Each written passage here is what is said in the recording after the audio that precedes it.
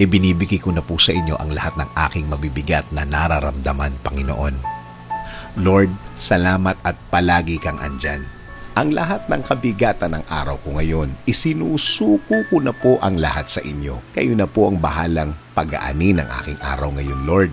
Alam ko, Lord, na kapag kasama ko kayo, magiging okay ang lahat. Magiging maayos ang lahat. Maraming beses mo na akong natulungan. Maraming beses mo na akong binigyan ng kasagutan sa bawat problema na dumadating sa aking buhay.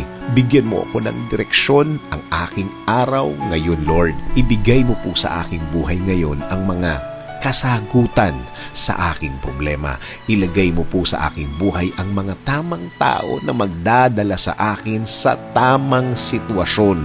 Ibigay mo sa akin ang mga tamang oportunidad. Ibigay mo sa akin ang mga bagay na sasagot at magbibigay solusyon sa aking araw. Lagyan mo ng mga tamang impluwensya ang aking buhay. In Jesus' name we pray.